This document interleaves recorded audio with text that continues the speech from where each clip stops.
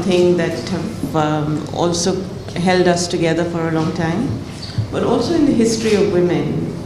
And one of the most inspirational stories for many of us in the Indian women's movement is a story of an Egyptian woman coming back, I forget now the name, I was trying to remember, coming back from Europe from a big conference. She's the most famous woman in Egypt. In Egypt, who threw her veil upon the waters. And it's a story that we cite all the time and talk about all the time.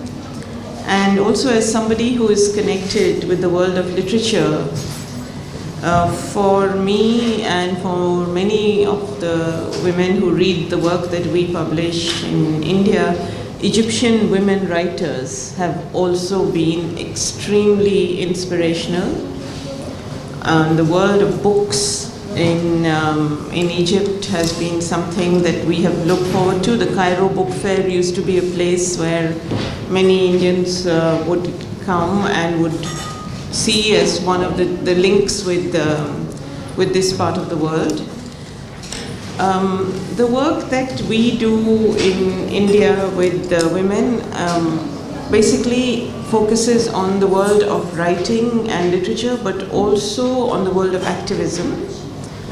And I think there are many things in which we can share experiences and discuss together, in particular the sort of issues that confront us as women, in more specifically the issue of violence against women, the cultural forms that it takes in many of our countries, the legislation that is in place to deal with it, but also how important it is to go beyond the legislation and address the question of mindsets and how people think,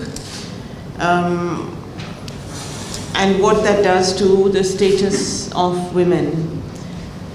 You may have all heard of the incidents that took place in Delhi in 2012 in December, when a young paramedical student was violently gang raped on a bus, and she subsequently died. And it took the tragic death of that young woman to move the country to a level of protest about ongoing violence against women, and which brought in an unprecedented reaction, with the state first setting up a committee to look into women's issues called the Justice Verma Committee, which has produced a 600-page document, which is one of the most enlightened and important documents about the status of women that we have had in India since independence.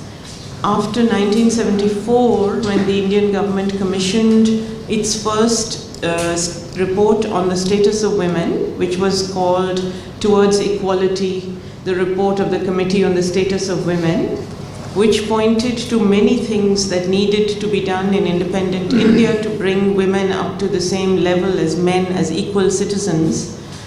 This report, the Justice Verma Committee report, covers the ground from that moment in the mid-70s to now, and is really an amazing document for the 21st century. And as a result of that document, we have had many good changes in legislation. We have a new law to address the issue of sexual violence and sexual assault and rape. We have a new law that addresses the question of sexual harassment at the workplace, which builds on a set of guidelines that the Supreme Court of India had put in place called the Vishakha Guidelines, which have now been supplemented by this new law.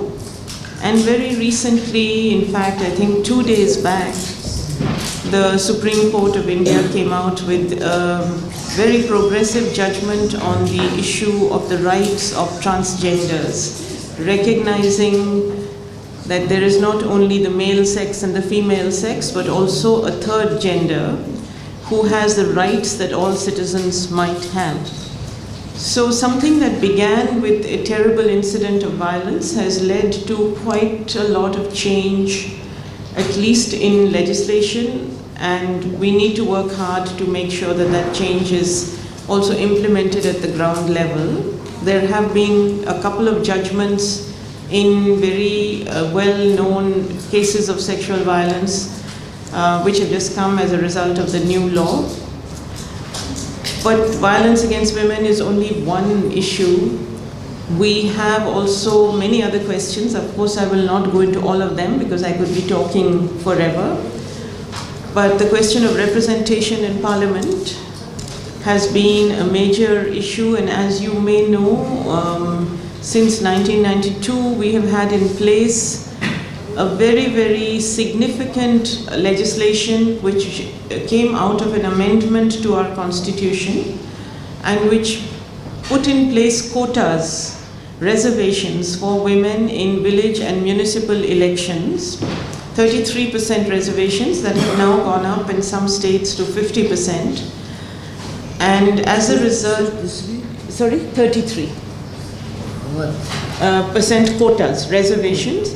So in all village elections and in municipal elections in urban areas, 33% of the seats had to be reserved for women. And this measure, which was initially greeted with a lot of skepticism, because everybody felt that women are not used to dealing with power and they have no experience, so they will be useless at the job, and that they will come into power only because they are somebody's sister or somebody's wife or somebody's daughter. So people thought there will be no significant change because of this. But the reality has been quite the opposite. Of course, many of the women who came into power are somebody's wife and somebody's daughter and somebody's sister, but in politics in our countries, in any case, the family is the route to power, whether it is for men or women. But many of those women are independent women who have come into power and who have learned how to use power, and because they are not used to power, they exercise it more responsibly, and they are not corrupt. The majority of them are not corrupt. So what is happening is that we have a really major change at the ground level with women at villages who have been elected. Now we have 1.3 million women in elected posts like this. And what they're doing is small things that actually nobody really notices, but they contribute to a major change. They are doing things like cleaning up the drains, making sure food is available at reasonable prices, making sure that the schools are running, making sure that the health centers are running. As a result, they are creating the conditions for removing what is one of India's major problems, and that is the problem of poverty.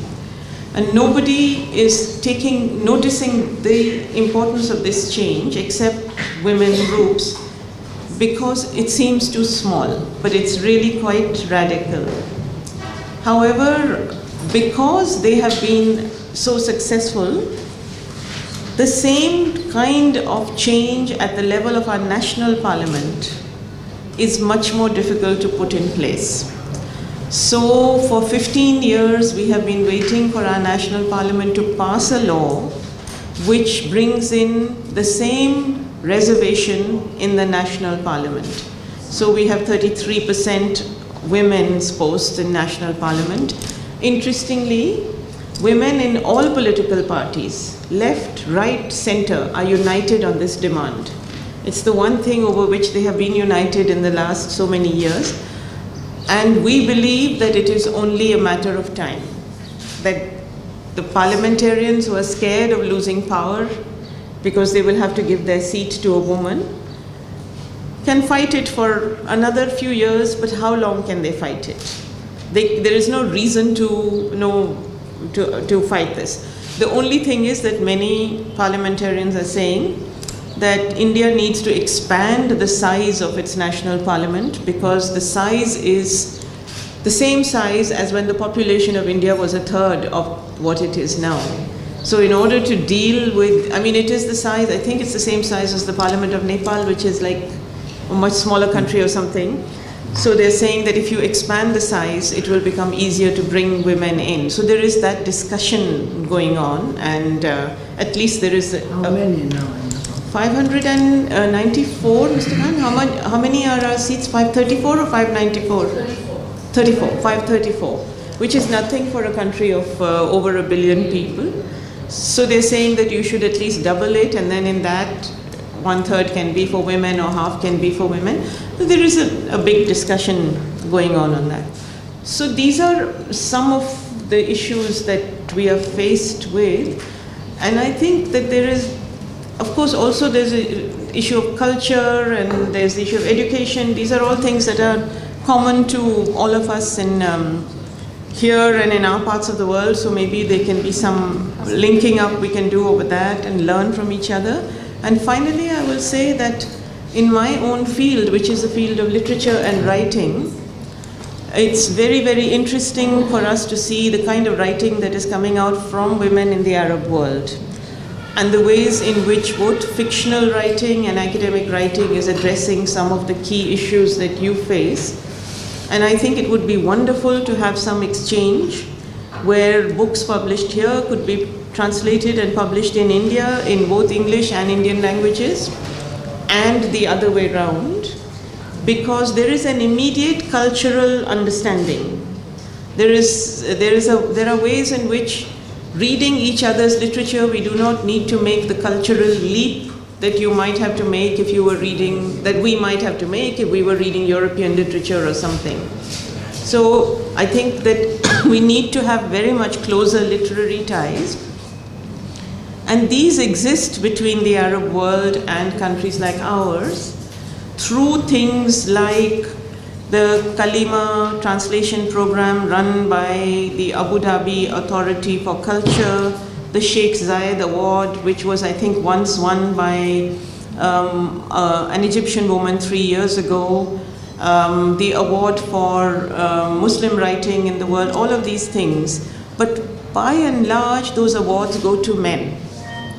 And it would be really interesting to foreground Arabic literature from the Arab world by women, and make sure that it has a space, maybe by instituting an award for women writers from the Arab world, which could be something interesting to do.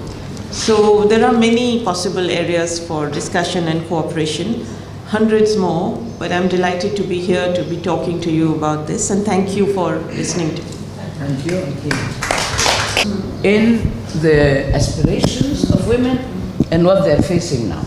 So when you said about this young woman who was the trigger of the upscale protest, here also 3,000 women took to the street 2 years ago when they felt that their dignity was violated. And this was the first time since 1919, since you mentioned this famous woman, Huda Sha'rawi, who came out to the street. Now, the interesting thing about Huda Sha'rawi is that this movement did not speak about women's rights only, but it espoused national rights. So they were fighting for the constitution and for national independence from the British, at the time we had British occupation. So this is very interesting how women are, no matter how illiterate they are, that there is this sense of awareness that is probably inside their genes, as grandsons of the pharaohs. So, now, your other point about the quotas. I ran 3 years ago on the quota system.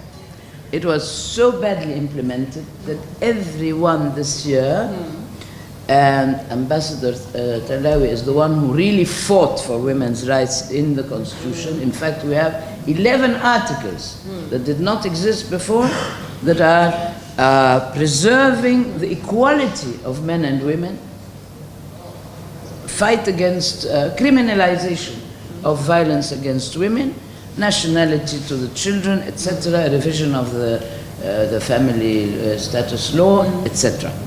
But till now we didn't see anything. It seems, I want to speak about the quotas first.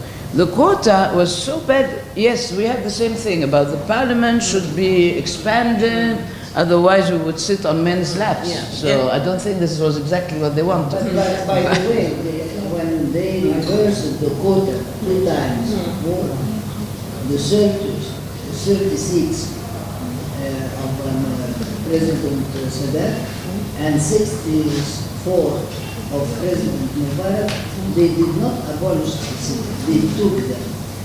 Okay. Exactly. The men to sit on them. Right. She was saying, Okay. otherwise they would sit on that lap. No, they took from us more than 90 seats. Good call. So, what happened in the quota system is that it was just a facade. In fact, I ran and I won, and they removed me at night because I'm from the opposition. So they took 97% of the seats. And that was all to the ruling party's advantage, which means it is the state's advantage. So, and I believe that this is one of the reasons for the revolution.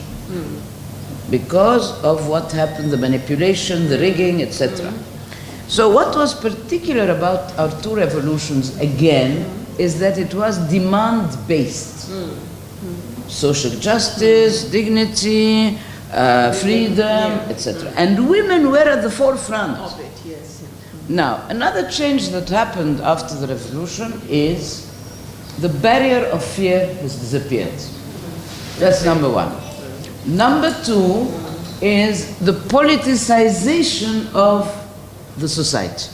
Yes. Even my doorman, which we call the bawab, he is illiterate, but he doesn't pass one day without asking me about what is happening in politics, whereas before they didn't care less about it.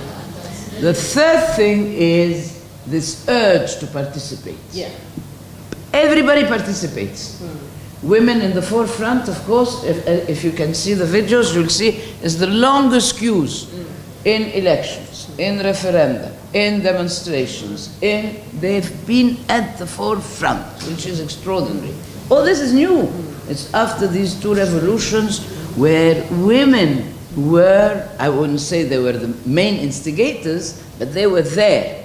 And they were among the protesters who abolished 2 regimes in less than 3 years. This is unique in history. Yeah, absolutely. So this is what you must think about. Now, about the writers, I'm very interested in the writers because, and Ambassador Talawi will tell you, Amartya Sen is one of our inspirators in development and sustainable development. So we always read him and we're always inspired by his philosophical mind that touches on everything. Another thing that I want to tell you is about the women's organizations here. They are, you will find that in the civil society, most of the NGOs are headed by women. Okay. They're not all effective, but they're headed by women. So this is a very good indicator.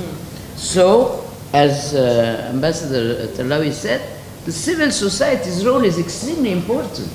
The role of women's organizations, because, and it is important to encourage it, because they are the beginning to constitute what can be called a women's rights movement.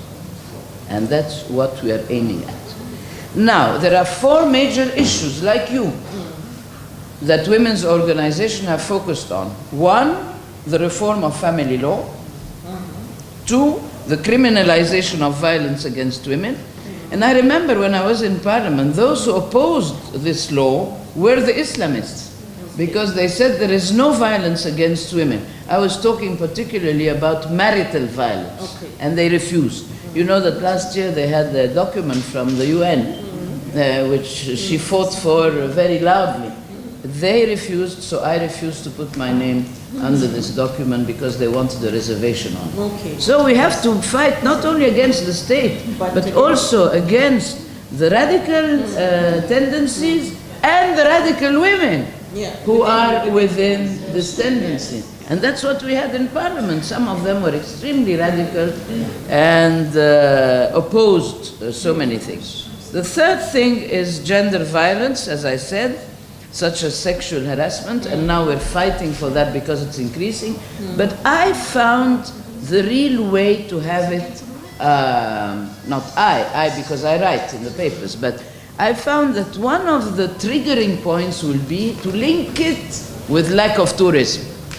Tourists today are, Western tourism today are afraid because of sexual harassment.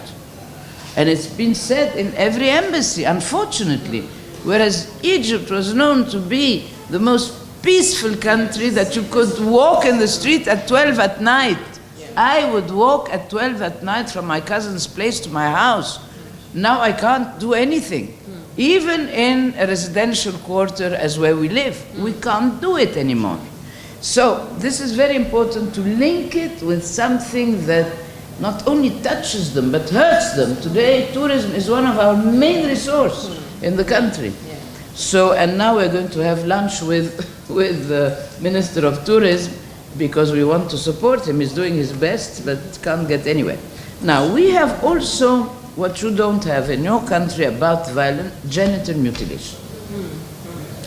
So we're fighting this very much. The Islamists, they caused abysmal failures. Don't listen to the Western media. For a year, what was caused? Atrocities, and mainly those who were mostly hurt were women and Christians here in the country during this 1 year of Islamist rule. So they caused abysmal failures. Don't believe what the Westerns say because he was elected democratically. Fine, he was elected, but he violated his mandate. You know, to be elected democratically doesn't mean anything. So was Hitler elected democratically. Yes. So, you know, so let's not buy into that. Now, I think that, I don't know if you saw her performance, the head of the National Council for Women, who is your neighbor here, Ambassador Talawi. She has fought really during this Constituent Assembly to have these 11 articles, but I tell you, one of the most complex challenges that she faced, and we face as women, is to determine the nature of the relationship we should have with the state authorities. Why? Because on the one hand, the state is simultaneously a defender of women's rights and at the same time a perpetrator of discrimination. So this is what she is fighting now, with these two contradictory principles and setups. Yes, they want women's rights, and at the same time, they are the ones who prevent any opening into flexibility of, for instance, for the coming elections, we want to know what kind of percentage are they going to allot to women. During Mrs. Sadat's time, she allotted 30 seats for women. 30 seats were allotted for women. The last time it was very bad. They got, I don't know, 55 seats or 54 seats, and none of the people from the opposition, including me, could make it because they didn't want it. It was just to augment their representations. Very nefarious design. Now, why we are talking and why today your meeting, your coming here, and the conference that is taking place now with African and Arab women is very important, because Egypt will have disproportionate influence as a critical shaper of trends in whichever way it goes. Whether it goes towards democracy, whether it doesn't, whether it goes back, Egypt has always been a bellwether, a trend setter, a pace setter. So that's why you should also concentrate very much on what is happening in Egypt, wherever you can help, through your networks, through your successful experiences and so on, and the young people in Egypt will continue to grow in size and importance as a political force in all the Arab society. Now, our greatest concern today is the lack of security. And the continuous violence on the part of the Islamists who are targeting the police, the army, innocent citizens, and the Christian Copts is a persistent phenomena that we see. Now, the targeting of women is really not only sexual harassment as per se, but to keep them out of public space, to keep them from participating in the political scene. This is more of a challenge to them than some, some whatever sexual violence that happens, because there are many ways, in talks, in looks, in whatever. So this is not really the idea. The idea is to keep them out of the Tahrir, the famous Maidan, the Liberation Square, or to keep them out of participation in decision making. So, of course, we did not expect, people think we were against the Muslim Brothers when they came to power. It's not true. The elections got them to power, fine. We wanted this experience to succeed, because if it succeeds in Egypt, it will be a moderate Islamist government, good governance, what they call. Unfortunately, they were so they couldn't believe it, that after so many years, they could get to power. So they wanted it all to themselves. They didn't want anybody around them to share power with them, and that's what got them down. Because you cannot rule a country like Egypt or any other country, as a matter of fact, on your own. So they refused to have anyone who is not part of their organization, which of course is a very rigid organization that goes by obedience and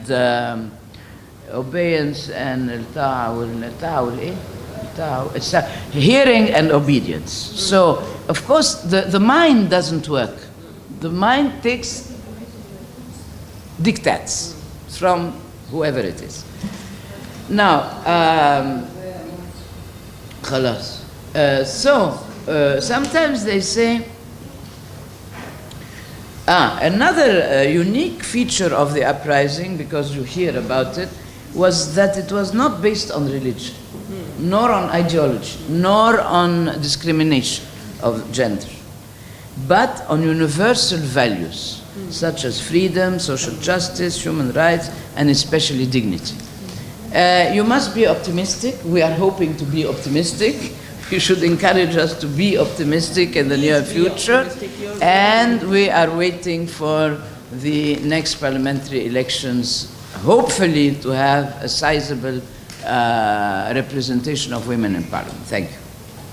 Actually, we are also waiting for our next, maybe a translation program or something like that. Yeah, we have a translation program, but the idea is to introduce the women writer or the feminist book into this program of translation. The long story of long talk of Dr. Mona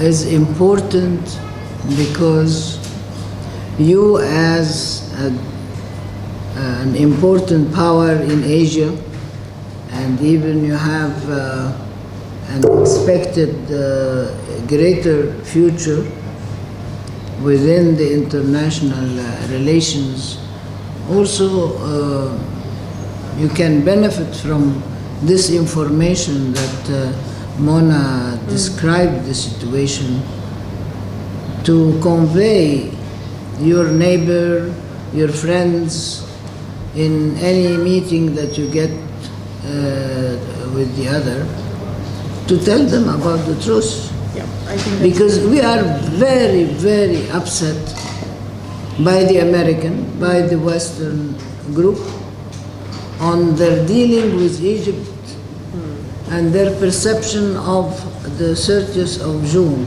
which was a real popular revolution, and the women were up front.